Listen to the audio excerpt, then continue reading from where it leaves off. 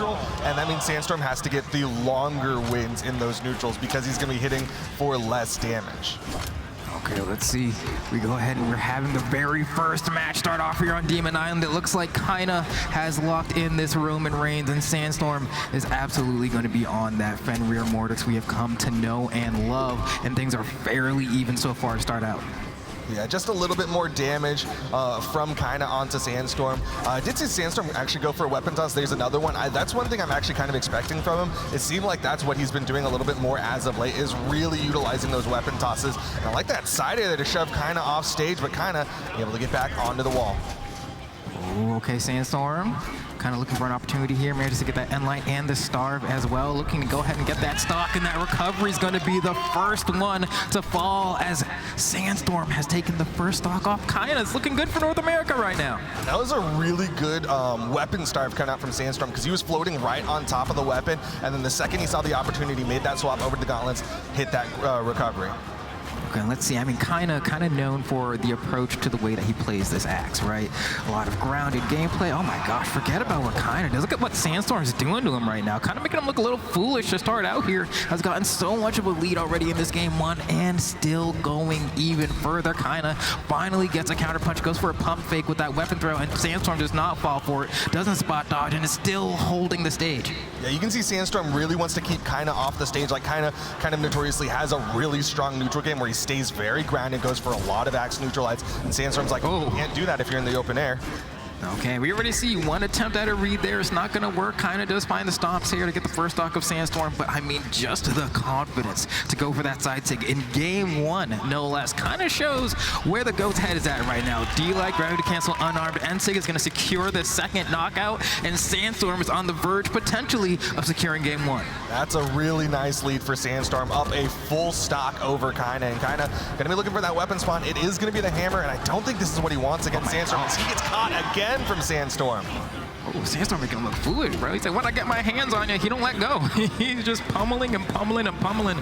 And I'm just looking for Kyna to, honestly, looking a little bit uncharacteristic right now. It never looks this easy.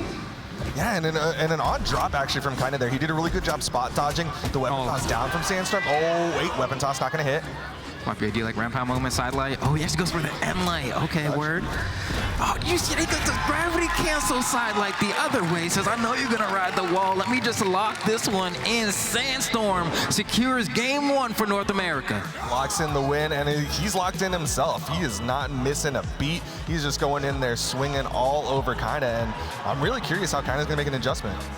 Yeah, no, same here, bro, because like there was a lot of adjustments to be made after watching that game one. It's never looked that bad for Kyna ever, I don't think. And so hopefully game two will be a little bit different. We're going right back to Demon Island for game two. That means no platforms, very tiny walls as well. They just want to scrap. Yep. They just want one stage to have to worry about.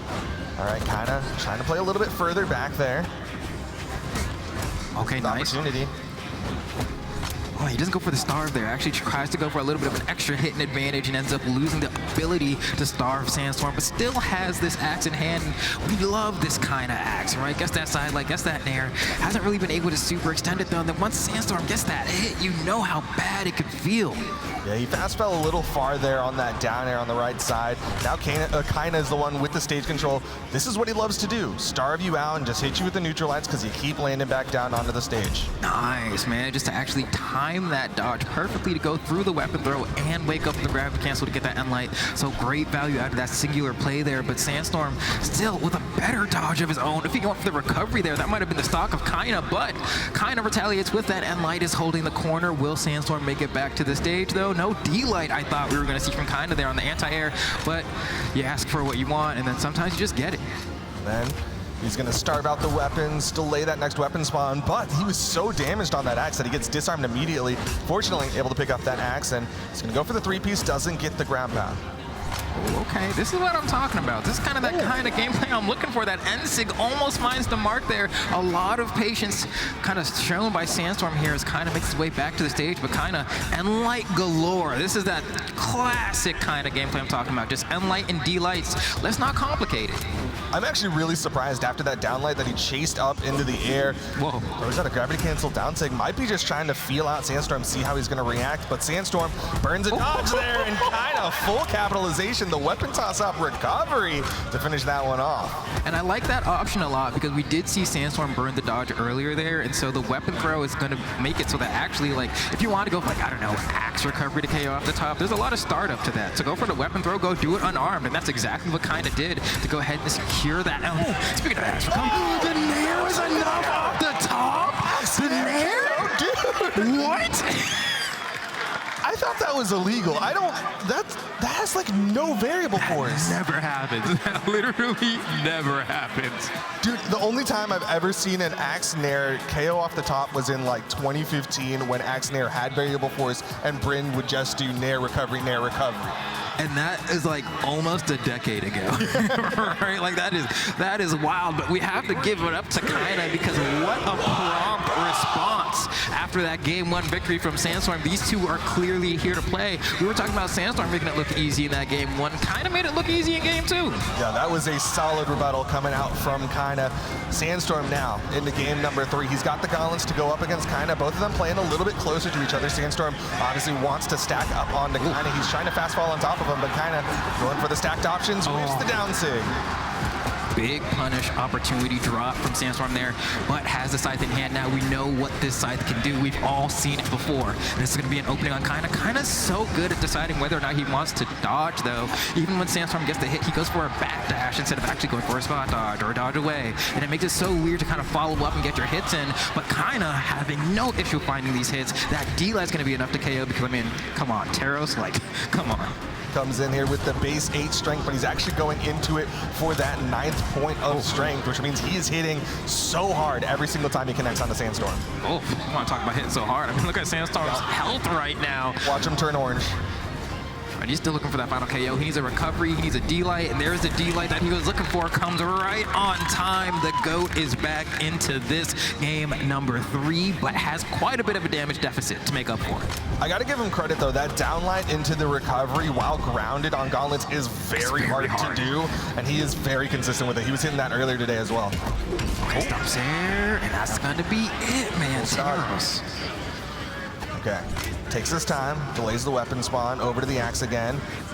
But he goes to the corner there. Actually gave Sandstorm a lot of breathing room. Oh. Man, he can't get back down to the stage with the way that Kyna is guarding him right now. Finally, Sandstorm manages to get an end light, tries to follow up with a sidelight, immediate dodge into a wake up from Kyna. Like, Sandstorm cannot be having such a terrible time. I mean, Kyna's just pressing the attack button now. Every time he gets hit, I'm gonna swing back.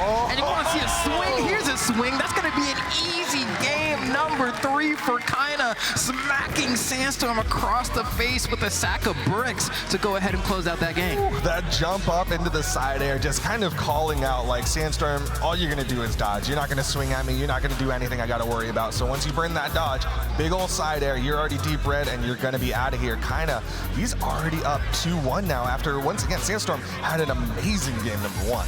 Yeah, no, this is kind of scaring me a little bit because I'm like, did you just like lose game 1 and then just like gamer lean into your chair and say, oh, I gotta lock in?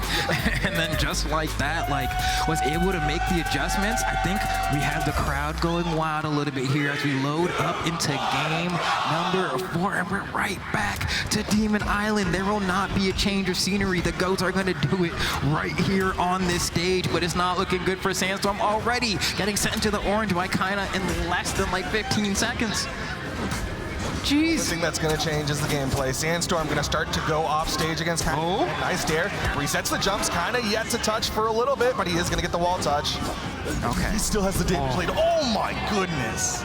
And that's a tough one there too, because you can see Sandstorm's kind of trying to fish for a little earlier of a stock with that scythe, but couldn't quite find a moment to secure the knockout. Tried to refresh and go back to the stage, and immediately that down tick from Kyna came out.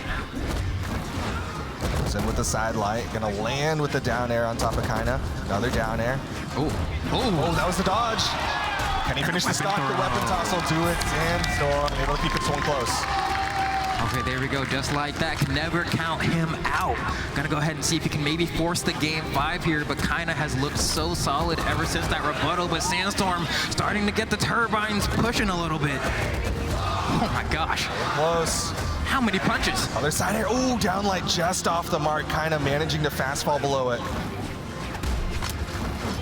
Ooh, okay, Sandstorm again with these neutral lights going for the fastest option in the Gauntlet kit to go ahead and get these punishes and these openings, and it's been working out, but now we're onto the Scythe. Kyna, such a great job with these anti-airs on the D-Light. Sandstorm once again needs to be careful of those down six from Kyna. All right, he gets in, gets that down air, and like you said, Kyna can start looking for that KO tool. There's the weapon toss, but it's gonna whiff, and once again, Kyna's like, you're getting too close. Down sig. Yeah, little bit too close. You put your hand on the stove once, you better learn your lesson, is basically what Kyna's saying here. Sandstorm's so close, knew to look out for the down sig, but still couldn't find quite the answer. Nice. Chase there, and I don't, like, why? You're like recoveries, right? You're thinking like just KO him off the top, but you know what? In the scenario where it doesn't KO, if you side air at that much of a damage range, like you're gonna have to expend a lot of resources to get back, right? I think that's what Sandstorm's looking for here, and he's brought it back. Can he bring the game 5 though? He needs to get this stock off of Kyna. Kyna with the ground control, floats up, lands right on top of Sandstorm for the neutral light.